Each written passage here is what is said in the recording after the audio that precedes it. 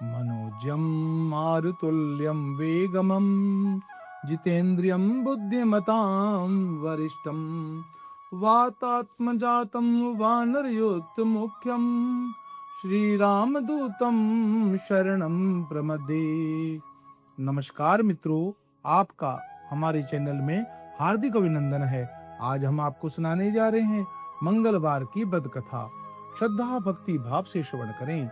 ज्योतिष शास्त्रों के अनुसार हनुमान जी का व्रत करने से कुंडली में मौजूद सभी ग्रह शांत हो जाते हैं और उनकी असीम कृपा प्राप्त होती है। अपने भक्त जनों पर आने वाले हर संकट को हनुमान जी दूर करते हैं। संतान की प्राप्ति के लिए हनुमान जी का व्रत फलदायी माना जाता है। इस व्रत को करने से भूत प्रेत और काली शक्तियों का प्रभाव नहीं पड़ता। मंगलवार का व्रत करने से मान सम्मान साहस और पुरुषार्थ बढ़ता है। मंगलवार की पूजा विधि इस प्रकार है। हनुमान जी का व्रत लगातार 21 मंगलवार करना चाहिए। मंगल के वार के दिन ब्रह्म मुहूर्त में उठकर स्नान वगैरह से निवृत्त होकर सबसे पहले हनुमान जी का ध्यान करें और व्रत का संकल्प करें। उसके बाद ईशान कोण की दिशा उत्तर पूर्व कोने में एकांत स्थान पर हनुमान जी की मूर्ति या तस्वीर स्थापित करें। फिर गंगा जल के छींटे देकर उनका लाल कपड़ा धारण कराएं। फिर पुष्प रोली अक्षत से छींटे दें। उसके बाद चमेली के तेल का दीपक जलाएं और तेल के कुछ छींटे मूर्ति या तस्वीर पर भी डालें। उसके बाद हनुमान जी को लाल फूल अर्पित करें। अक्षत व फूल हाथ में लेकर उनकी कथा को सुने। हनुमान चालीसा का और सुंदरकांड का पाठ भी करें। इसके बाद आप भोग लगाएं और अपनी मनोकामना बाबा से कहें और प्रसाद सभी से वितरण करें। अगर संभव हो सके तो दान जरूर करें। शाम के समय श्री हनुमान मंदिर में जाकर चमेली के तेल का दीपक जलाएं और सुंदरकांड का पाठ करें और उसकी आरती करें। 21 मंगलवार व्रत होने के बाद 22वें मंगलवार को विधि विधान के साथ बजरंगबली का पूजा कर उन्हें चोला चढ़ाएं और उसके बाद 21 ब्राह्मणों को बुलाकर उन्हें भोजन कराएं और क्षमता के अनुसार दान अवश्य दान करें। वो संकट मोचन भगवान की जय। मंगलवार की व्रत की कथा प्राचीन काल की बात है। एक नगर में ब्राह्मण जुगल रहता था।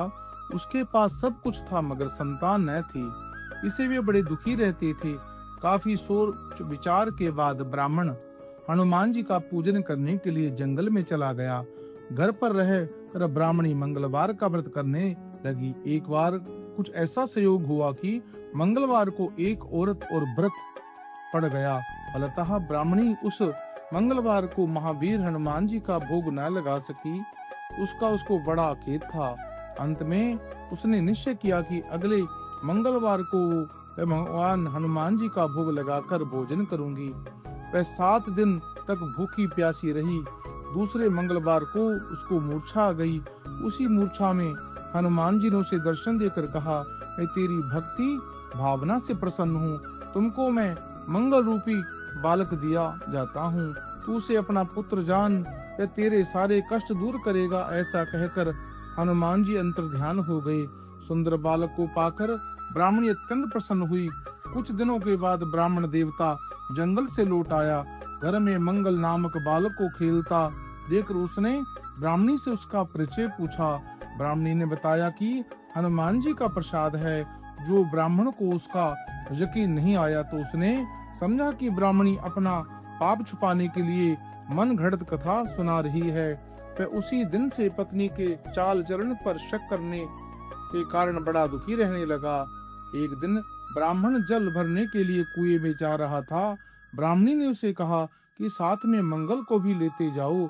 ब्राह्मण उसे साथ ले गया और मौका देखकर उसे कुएं में डाल दिया। मंगल को कुएं में डालकर जल लेकर जब वह घर लौटा तो ब्राह्मणी ने मंगल के विषय में पूछा। इससे पहले कि ब्राह्मण कोई उत्तर दे, मंगल मुस्कुराते हुए घर में प्रवेश किया। इस प्रकार मंगल को सही सलामत अपने पीछे आता देखकर ब्राह्मण को अपनी पत्नी की बात में कुछ सच्चाई दिखाई देने लगी। उसी रात ब्राह्मण को हनुमान जी ने दर्शन दिया और कहा, तुम ब्राह्मणी पर व्यर्थ संदेह कर रहे हो। वह सती साध्वी महिला है।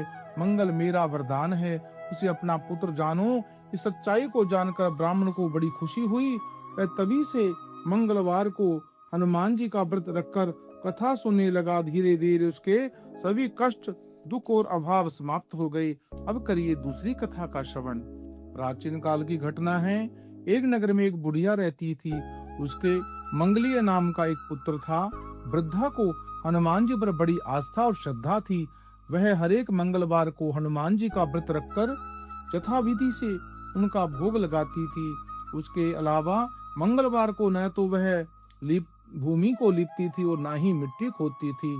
इसी प्रकार व्रत रखते हुए जब उसे काफी दिन बीत गए तो हनुमान जी ने सोचा, चलो आज उस बुढ़िया की श्रद्धा की परीक्षा हो जाए। वे साधु का वेश बनाकर उसके द्वार पर जा पहुंचे और पुकारा, कोई हनुमान जी का जो भक्त हमारी इच्छा को पूरी करे। बुढ़िया ने यह पुकार सुनी तो बाहर आई और पूछा, महाराज क्या आज्ञा है। साधु के वेश में हनुमान जी बोले, मैं भूखा हूँ, भोजन बनाऊंगा, थोड़ी सी जमीन लीप दे। बुढ़िया ने हाथ जोड़कर प्रार्थना की, महाराज लीपने और मिट्टी खोदने के अलावा जो काम आप कहें मैं करने को तैयार हूँ। साधु ने 3 बार प्रतिज्ञा कराने के बाद कहा, तू अपने बेटे को बुला, मैं उसे आधा लटाकर उसके पीठ पर भोजन बनाऊंगा।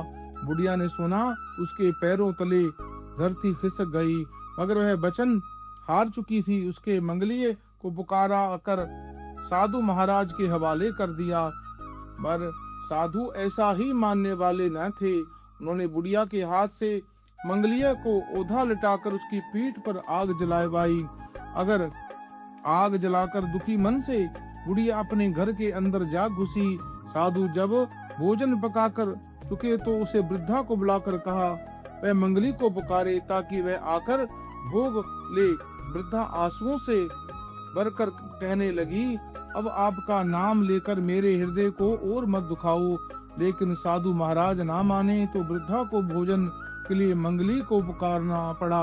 पुकारते ही कुछ देर में मंगली बाहर हंसता हुआ आया। घर में दौड़कर मंगली को जीता जागता देखकर वृद्धा को सुखद आश्चर्य हुआ। वह साधु महाराज के चरणों में गिर पड़ी।